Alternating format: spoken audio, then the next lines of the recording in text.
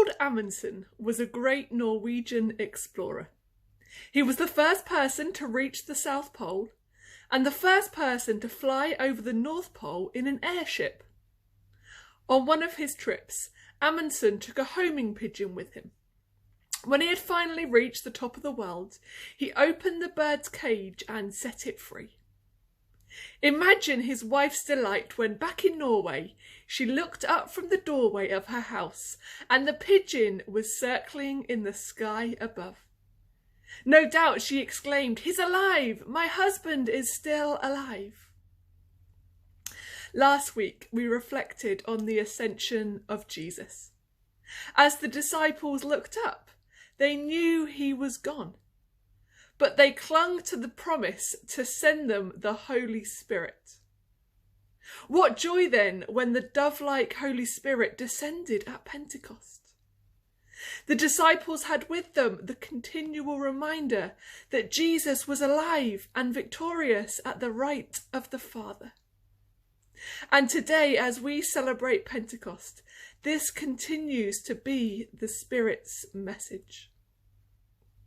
The incredible message of Pentecost brings with it 3 P's, and they are just as relevant today as they were for those first disciples gathered in that room together. The Bible is full of promises, and we know that God keeps his promises.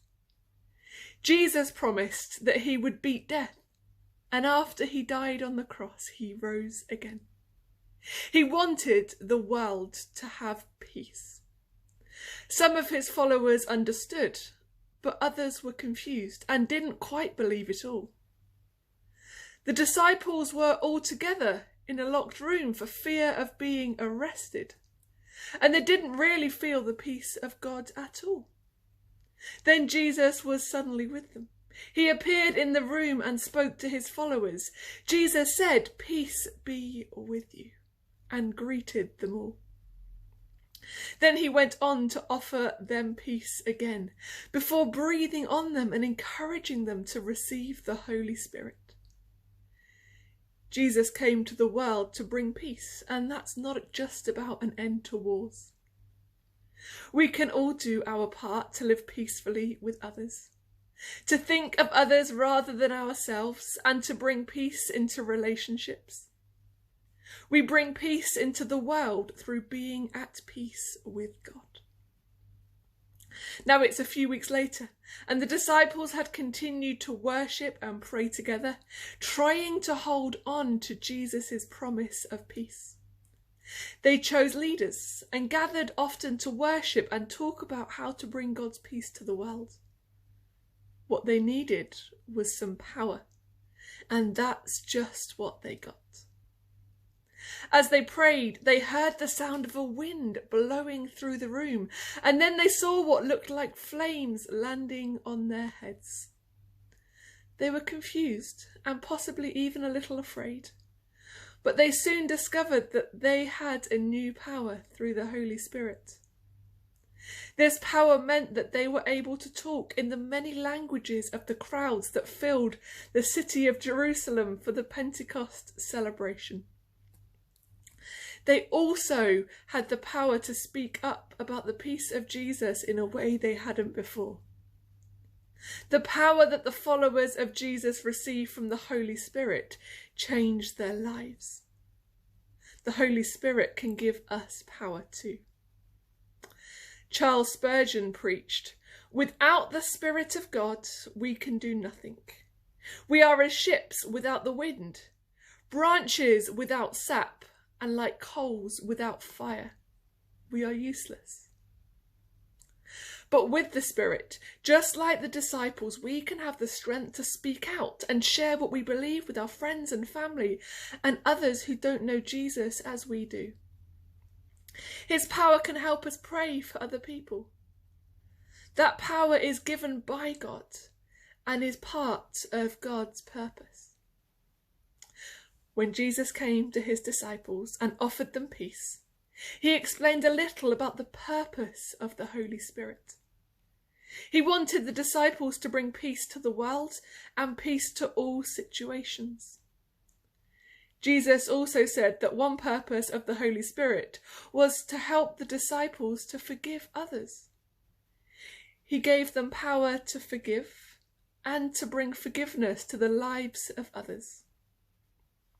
The Holy Spirit's purpose after the Pentecost celebration was to help those who believed in Jesus to share their faith with others. The disciples suddenly found they had the power and the confidence to do that with the crowd. The Holy Spirit had a number of different purposes then, and he still has the same purposes now. As followers of Jesus, we can see what the Holy Spirit does and allow God to help us through the Holy Spirit. There was a little boy who was out flying a kite. It was a windy day, and the kite kept getting higher and higher.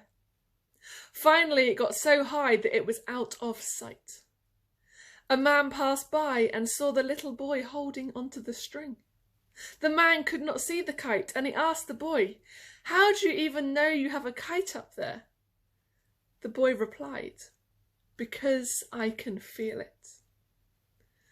For the disciples at Pentecost, the flames on their heads seemed to be a visible image of the Holy Spirit, but often we cannot see the Holy Spirit in a visual way.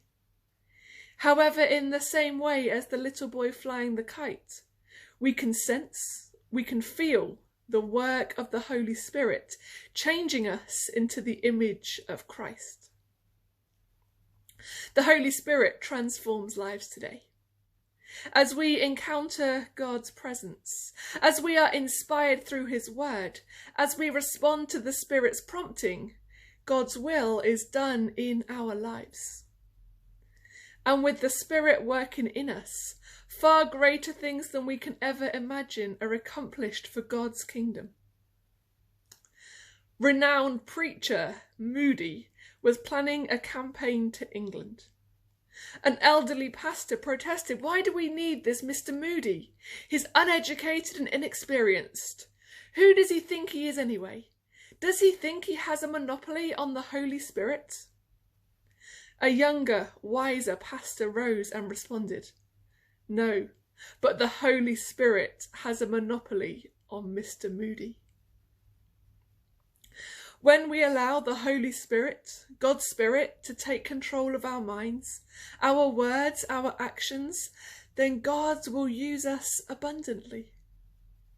When we are more responsive to the Holy Spirit than the shouts of the world, we will more fully be the people God designed us to be. When we trust corporately in the Holy Spirit's promptings, then the world will see a church on fire.